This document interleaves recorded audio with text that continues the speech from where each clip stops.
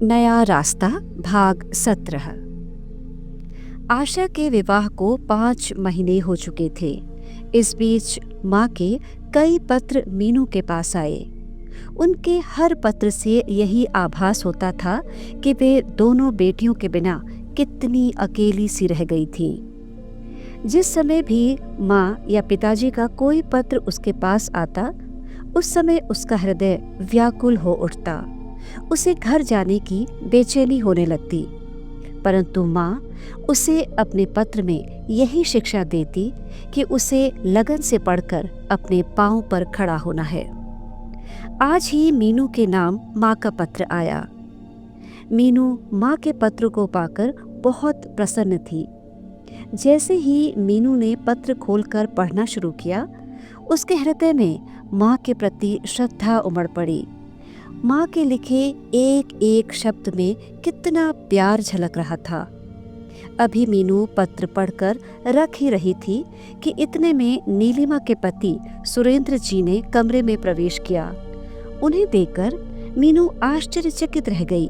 सुरेंद्र जी आज उसके पास कैसे आ गए, और वो भी अकेले? मीनू ने उन्हें कुर्सी पर बैठाया और नीलिमा के न आने का कारण पूछा। सुरेंद्र जी ने बताया, नीलिमा आजकल पूर्ण आराम में है। मीनू ने आश्चर्यचकित होकर पूछा, क्यों, क्या हुआ नीलिमा को? सुरेंद्र जी मुस्कुराते हुए बोले, हुआ कुछ नहीं, उसने पुत्र को जन्म दिया है। ये तो प्रसन्नता की बात है। सुरेंद्र जी ने अपने बैग से एक कार्ड निकालकर मीनू के हाथ में थमा दिया और बोले, मीनू, परसों हमारे बेटे का नामकरण संस्कार है, तुम्हें अवश्य आना है। नीलिमा ने तुम्हें विशेष रूप से आने के लिए कहा है।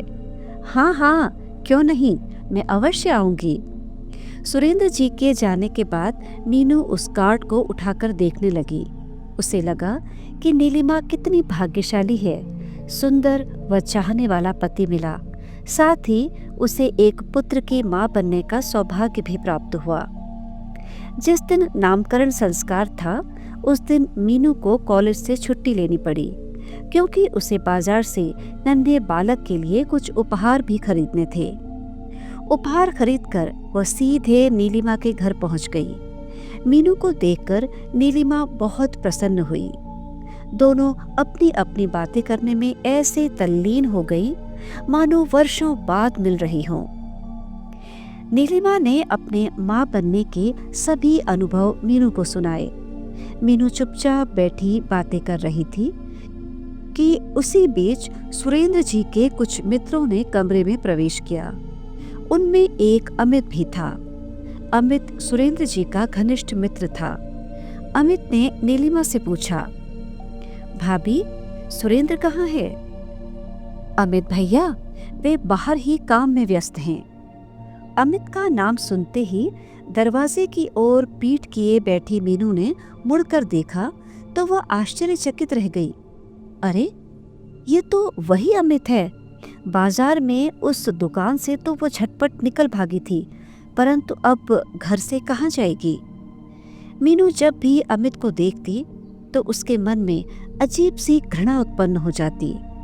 अमित व उसके सभी मित्र वहां से जा चुके थे, परंतु मीनू अभी भी सोच में डूबी हुई थी। मीनू की तल्लीनता तब भंग हुई जब नीलिमा ने उसे बताया, मीनू, इनका ये मित्र है ना अमित, जो मुझसे इनके बारे में पूछ रहा था, उसका रिश्ता टूट गया है। मीनू एकदम चौंक कर बोली, क्यों, क्या हो गया? मेरठ में ही किसी बहुत बड़े घर में इसका रिश्ता हुआ था। शादी से 1 महीने पहले लड़की वालों ने कुछ ऐसी बातें कही कि इन्हें रिश्ता तोड़ना पड़ा। लड़की वालों ने कुछ तीखे वचन कह दिए होंगे, तभी रिश्ता टूटा है, वरना रिश्ता टूटना आसान काम नहीं है। मीनू ने अपने भाव व्यक्त किए।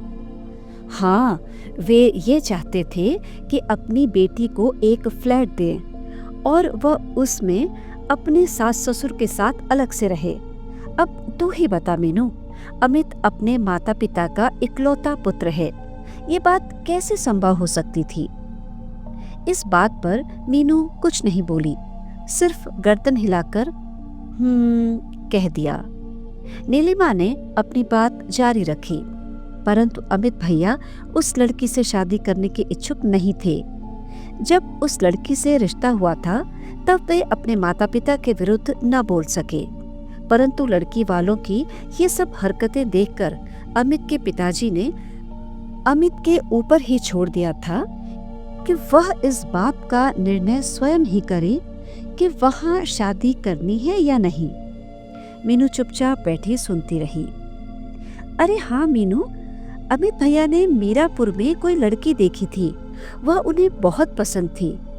उस समय उनके माता पिता की गलती से वो रिश्ता न हो सका, परंतु आज भी वे यही चाहते हैं कि यदि उस लड़की की शादी न हुई हो तो उसी से शादी करें। न जाने उस लड़की ने क्या जादू कर दिया था पहली मुलाकात में ही। नीलिमा को ये बात ज्ञात नहीं थी कि वह लड़की मीनू ही है। जब भी कभी अमित की बात चलती या अमित मीनू को दिखाई दे जाता तो मीनू का मन उसके प्रति घृणा से भर जाता था, परंतु आज उसे न जाने क्या हो गया था। अमित की बातें चल रही थी तो उसे बुरा नहीं लग रहा था। तभी सुरेंद्र जी ने समाचार दिया कि मेहमान आने शुरू हो गए हैं। बहुत बड़ी संख्या में मेहमान उस नन्हे बालक को आशीर्वाद देने आए और सभी कार्य ठीक प्रकार से संपन्न हो गया। रात्रि के 9 बज चुके थे। मीनू को अब हॉस्टल पहुंचने की जल्दी थी। नीलिमा के कहने पर सुरेंद्र जी उसे हॉस्टल तक छोड़ने आए। रात्रि के 10 बजे तक अमित कार्य में व्यस्त रहा। उसके बाद जब वह नीलिमा के पास आया तो मीनू वहां नहीं दिखाई दी। उसने सोचा कि कार्य समाप्त हो जाने पर ही वह कुछ समय बैठकर मीनू से बात करेगा, परंतु आज भी वह दुर्भाग्यवश मीनू को अपने हृदय की बात न बता सका। अमित के हृदय में उत्सुकता थी मीनू के बारे में कुछ जानने की, कुछ समझने की। उसने सोचा कि क्यों न नीलिमा भाभी से उसके बारे में जानकारी ली जाए। अमित कई घंटों तक कार्य करके थक चुका था। थोड़ी देर के लिए वह भाभी के पास आराम कुर्सी पर बैठ गया। 2 मिनट तक आंखें मूंद कर वह कुर्सी पर बैठा रहा। फिर नीलिमा से बोला, भाभी आपकी सहेली कहाँ गई? भैया वो तो अपने हॉस्टल चली गई है। इतनी रात में अकेले चली गई? नहीं, सुरेंद्र जी छोड़ने गए हैं उसे। क्या यहाँ पढ़ रही है आजकल? अमित ने आगे बात बढ़ाते हुए कहा। हाँ, वकालत पढ़ रही है। 1.5 वर्ष पहले मेरठ के किसी लड़के ने उसे देखकर रिश्ता नामंजूर कर दिया था, तभी से वह निराश हो गई है। अब उसमें पढ़ लिख कर अपने पांव पर खड़े होने की लगन उत्पन्न हो गई है, जिससे वह समाज में सिर ऊंचा करके रह सके।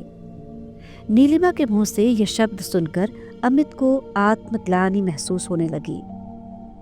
उसे लगा कि उसने मीनू के हृदय को पीड़ा पहुंचाई है। उसी के कारण मीनू जीवन में इतनी निराश हो चुकी है। अमित ने नीलिमा को नहीं बताया कि वह स्वयं ही वो लड़का है जिसने मीनू के दिल को ठेस पहुंचाई है। अब उसे वहां एक पल बैठना भी मुश्किल लगा, इसलिए वह वहां से उठ खड़ा हुआ और जाने लगा।